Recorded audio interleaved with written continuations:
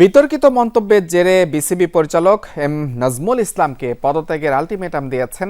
তিনি হচ্ছেন সাকিব আল হাসান। তিনি বর্তমানে যুক্তরাষ্ট্রে অবস্থান করছেন। তো তার অনুরোধে আসলে তার হইতে পারে এই বিসিবি পদত্যাগ করতে বাধ্য হবে। তারা তো শুরু থেকেই বলে আসছে এই বোর্ডটাই অবৈধ। এগুলো কথা চিন্তা করা উচিত কার? নাজমুল সাহেব।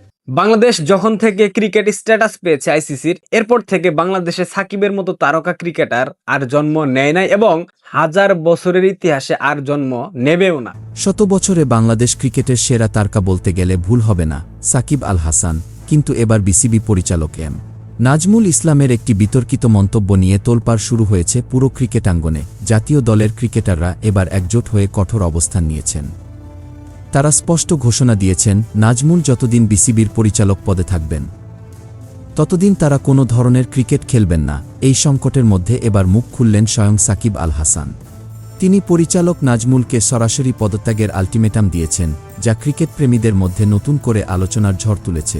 তাহলে দর্শক, এই পুরো ঘটনার বিস্তারিত জেনে নিন আজকের ভিডিওতে। কি বলেছিলেন নাজমুল? ক্রিকেটারদের দাবি কি? আর সাকিবের জবাবেই বা কি ছিল? সবকিছু জানতে ভিডিওর সাথেই থাকুন। বাংলাদেশ আসলে যে কোন পজিশনে আছে আমার পক্ষে বলাটা মুশকিল, কারণ বিসিবি আর আইসিসি কি ধরনের ইমেল চালাচালি করছে আসলে সেটা ইম্পর্টেন্ট। অবশ্যই একটা প্লেয়ারের দিক থেকে তো এটা খুবই ডিসঅ্যাপয়েন্টিং। এরকম একটা বড় অকশন হওয়ার পরে যখন প্লেয়ার পুরো অ্যাভেলেবেল খেলতে না পারাটা তার জন্য তো অবশ্যই দুঃখজনক একটা বিষয়।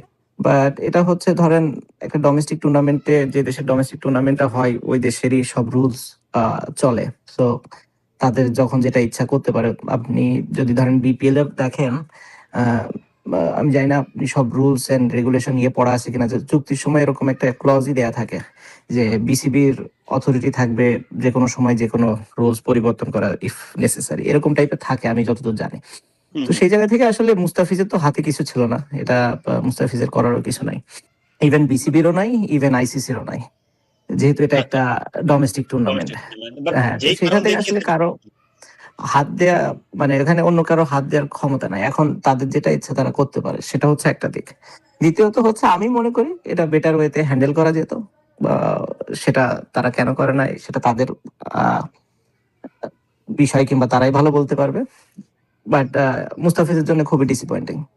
মানে কাদের হ্যান্ডেল আরো ভালোভাবে করা উচিত? বিসিসিআই? মানে আমার ধারণা, হ্যাঁ, মানে যদিও তাদের ডোমেস্টিক টুর্নামেন্ট, তারা হয়তো আরো ভালোভাবে জিনিসটা মেবি ডিল করতে পারতো। আমি জানি না, মেবি আরো অনেক ইয়ে থাকতে পারতো। আসলে আমার পক্ষে তো বলা মুশকিল যে ওরা আসলে কোন কারণে এরকম ডিসিশন নিছে। সো এটা আসলে বলাটা যে কারো পক্ষে খুব মুশকিল। যারা ডিসিশন মেকার তাদের কি রিজনে তারা এই ডিসিশন তাদেরকে নিতে হলো, আসলে সেটা তো একটা বড় প্রশ্ন। ওকে, সাকিব আপনার সাথে কি একবার হয়েছিল, কেকেআর এর সাথে একবার কন্টাক্ট করার পরে আপনাকে ছেড়ে দিয়েছিল, এই ধরনের কি একবার হয়েছিল? না, আসলে আইপিএল এ যেটা হয়, আইপিএল এ একটা টিম চায় যে তাদের প্লেয়ার ফুল সিজন অ্যাভেলেবেল থাকুক। তারা যদি মাঝপথে, আগে পরে কখনো ফুল টাইমের জন্য অ্যাভেলেবেল না হয়, ওই টাইমের জন্য প্লেয়ারটা ম্যানেজ করা খুব ডিফিকাল্ট হয়। কারণ একটা টিমের সেট আপ থাকে এক এক রকম, all of a sudden change করতে হবে, তার জন্য আর একটা রিপ্লেসমেন্ট এত ইজি না, জিনিসটা খুবই কঠিন। কোনো ওনারই কিংবা কোনো ফ্র্যাঞ্চাইজি চায় না যে তাদের প্লেয়ার অর্ধেক সিজন খেলুক কিংবা 3-4 ম্যাচের জন্য আসুক, এরকম কেউ চায় না। সবাই চায় ফুল সিজনের জন্য, স্পেশালি আইপিএল এর মতো একটা টুর্নামেন্টে সবাই চায় যে তাদের ফুল স্কোয়াডটা পুরো ওই 2-2.5 মাস যেটা টুর্নামেন্ট, তারা যেন ফুল টাইম অ্যাভেলেবেল থাকে। তো যখন এরকম না থাকে তখন ডিফিকাল্ট হয়ে যায়। তো তখন আসলে অনেক অপশন থাকে ওদের ইয়ে করার। আর যেহেতু আমার কেকেআর এর সাথে সম্পর্ক ভালো ছিল, ওদের একটা প্রয়োজন ছিল, যেহেতু আমি পুরোটা অ্যাভেলেবেল ছিলাম না, তো নিজে থেকে আসলে আমি তখন সরে আসি। সাকিব, মুস্তাফিজ ইস্যুর পরে এখন যেহেতু সামনে টি-20 বিশ্বকাপ এবং সেটা ভারতে যেই পর্যায়ে চলে গেছে আর কি, আপনি কি মনে করেন আসলে বাংলাদেশ যে পজিশনে এখন আছে, এটা আসলে বাংলাদেশ এই অবস্থানটা আপনি কিভাবে দেখেন? বাংলাদেশ আসলে যে কোন পজিশনে আছে আমার পক্ষে বলাটা মুশকিল, কারণ বিসিবি আর আইসিসি কি ধরনের ইমেল চালাচালি করছে আসলে সেটা ইম্পর্টেন্ট। আসলে মানুষ মিডিয়াতে অনেক সময় অনেক কথা বলে, বাট আসলে দেখা যাচ্ছে কাগজে কলমে এটা সত্যতা খুব কম থাকে। সেই কারণে কোনো একটা ঘটনা না হওয়া পর্যন্ত বলাটা মুশকিল যে আসলে কি হচ্ছে। আমি আশা করি যে যেটাতে বাংলাদেশের ক্রিকেটের কোনো ক্ষতি হবে না, যেটাতে বাংলাদেশ ক্রিকেটে ভবিষ্যতের জন্যও ভালো দিক থাকবে এবং কারোর সাথে অবশ্যই কোনো ধরনের ডিফিকাল্ট সিচুয়েশন যাতে ফেস না করতে হয় সেই ধরনের একটা সিচুয়েশন তৈরি হবে এবং সেটা ক্রিকেটিং ডিপ্লোমেসির মাধ্যমেই করতে পারবে বলে আমার কাছে মনে হয়। আর স্ট্যান্ডস তো আসলে এক এক সময় এক এক রকম, বাট যে কোনো ধরনের মানে আমার কাছে মনে হয় কোনো ডিফিকাল্ট সিচুয়েশনে যেন বাংলাদেশ ক্রিকেটকে না পড়তে হয় সেরকম ডিসিশনই নিবে, সেটা গভর্নমেন্টই হোক প্লাস বিসিবি হোক। তারা ভালো বুঝবে যে যেটাতে অদূর ভবিষ্যতেও বাংলাদেশের কোনো প্রবলেম হবে না, আবার এখনো কোনো প্রবলেম হবে না। ওয়ার্ল্ড কাপের মতো বড় একটা ইভেন্ট অবশ্যই সবার জন্য এক্সাইটিং, স্পেশালি প্লেয়ারদের জন্য। জিনিসটা হয় কি যে এই সব জায়গাতে সবসময় সাফারার হয় প্লেয়াররা সব থেকে বেশি, তো এই কারণে ডিসিশনটা প্লেয়ারদের কথা চিন্তা করে মেবি তাদের সাথে একটু আলোচনা করেও নেওয়া যেতে পারে। অবশ্যই ডিসিশন মেকার থাকবে, তারপরে তাদের একটু চিন্তাধারা সম্পর্কে জেনে নিলে আমার কাছে মনে হয় বেটার। আমরা যে ওদের পিছিয়ে এত খরচ করতেছি, বিভিন্ন জায়গায় গিয়ে ওরা কিছুই করতে পারতেছে না, আজ পর্যন্ত আমরা একটা শিক্ষা আনতে পারছি?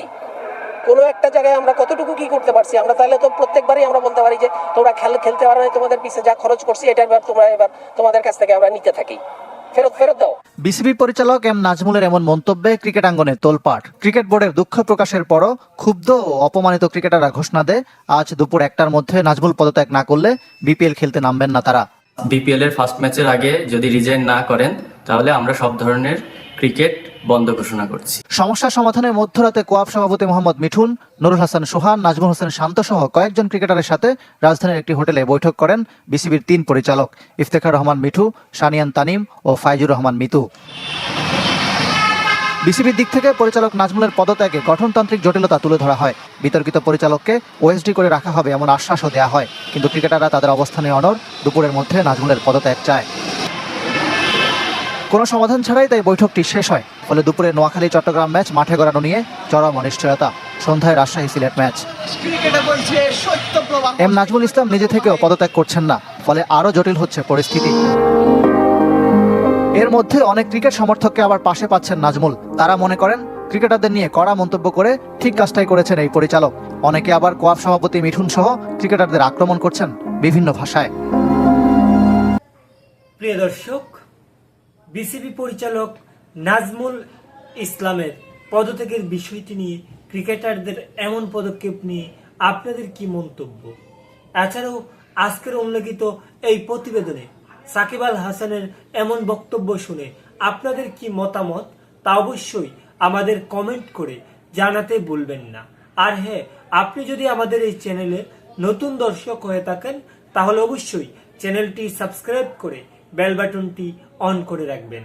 আজকের মতো এখানে বিদায় নিচ্ছি, দেখা হচ্ছে পরবর্তী কোনো একটি আপডেট নিয়ে। ভালো থাকবেন সবাই, ধন্যবাদ সবাইকে।